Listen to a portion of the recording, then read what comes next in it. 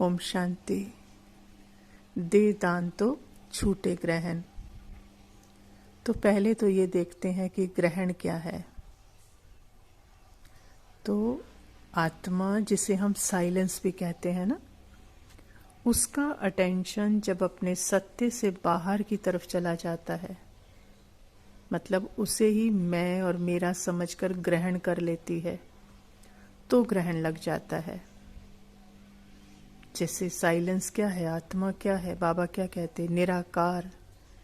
लेकिन अपने सत्य स्वरूप को भूलकर, मतलब उससे अटेंशन हटाकर सारे जो नाम रूप देश काल के आकार आते हैं उनको मैं और मेरा समझ लेती है कि यही आकार मैं हूँ। तो माना ग्रहण कर लिया ना, अपना बना लिया, तो ग्रहण लग गया। वो जो अशरीरी, वो शरीरों को मैं समझ लेती है। सूक्ष्म शरीर, मन बुद्धि संस्कार और स्थूल शरीर, ये 5 कर्मेंद्रियां, उनको ही क्या समझती है कि यही मैं हूँ, मैं ही माइंड बॉडी हूँ। तो मैं माइंड बॉडी हूँ तो कर लिया ना ग्रहण। और असोचता, जो सोच नहीं सकती, लेकिन मन की जो सारी सोच चलती है, जो स्क्रिप्टेड है, जो सूक्ष्म ड्रामा है, उसको क्या कहती है कि मैं सोच रही हूँ, मैं बोल रही हूँ। तो जब मैं बोल रही हूँ, मैं सोच रही हूँ, तो करने वाली भी कौन हो गई, मैं हो गई ना। तो अकर्ता अपने आप को क्या समझती है, मैं कर रही हूँ। और जो फिर करती है तो फिर भोगने वाली भी हो गई। तो जो अभोक्ता है वो अपने आप को क्या समझती है कि मैं भोग रही हूँ। क्योंकि जब सोच को मैं लगाई तो फीलिंग भी मेरी है, तो करने वाली भी मैं हूँ, जज करने वाली भी मैं हूँ, तो भोगने वाली भी मैं हूँ। तो ये मैं करते करते सोच से शुरू हुआ और सफरिंग तक आ गया, भोगने तक आ गया। तो असोचता, करता, भोगता आत्मा सब मैं लगाकर बन गई करने वाली। तो ग्रहण लग गया ना।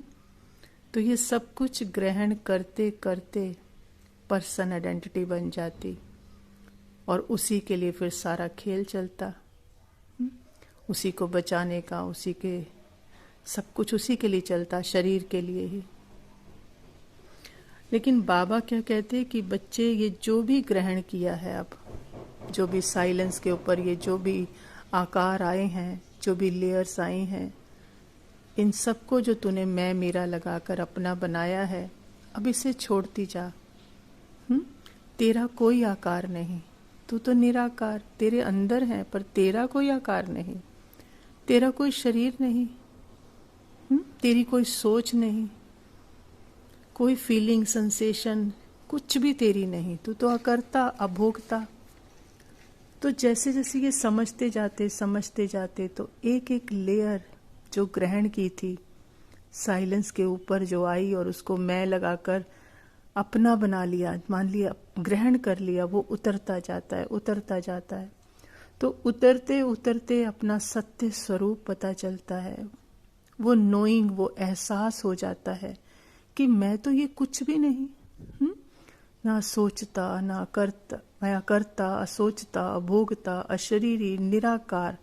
तो ये जो सब कुछ आकार थे वो तो मैं कुछ भी नहीं।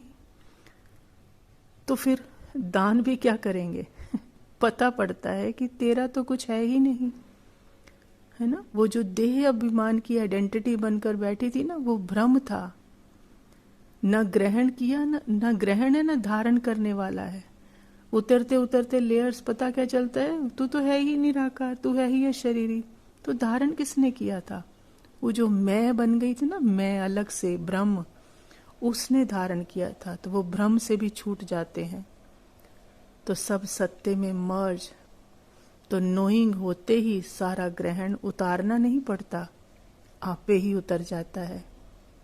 तब वो साइलेंस, निराकार, अशरीरी सत्य, उसमें कोई बोलने वाला एक शब्द भी नहीं रहता, एक संकल्प भी नहीं रहता कि मैं और बाबा कंबाइंड, या मैं बिंदी बाबा बिंदी, कुछ भी नहीं। क्योंकि सारे शब्द, सारे संकल्प उतर गए, एकदम डेड साइलेंस। जैसे कि फिर बाबा ही ग्रहण हो जाता है।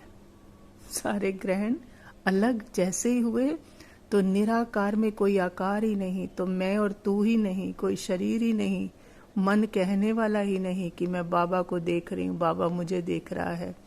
टोटली बाबा ही जैसे लवलीन, बाबा ही स्वीकार हो जाता है, वही धारण हो जाता है। तो ग्रहण होता क्या है, उसकी ही अविद्या हो जाती है। इसी को बाबा कहते हैं दे दान तो छूटे ग्रहण। जब उस झूठे मैं मेरे का, जो कि सत्य था ही नहीं, जो मेरा था ही नहीं, तो दान भी क्या, खत्म। तो उसको दिया तो पता लगा मेरा नहीं था, है मैं तो उसके जैसी, सारा सामान दिया तो बाबा जैसी, बाप समान, तो ग्रहण उतरा ही हुआ है। इसी को बाबा कहते हैं कि दे दान तो छूटे ग्रहण। ग्रहण छूटा तो अब बाबा ही ग्रहण हुआ ही हुआ है। तो दिया ना दान, दे दान तो छूटे ग्रहण। ओम शांति।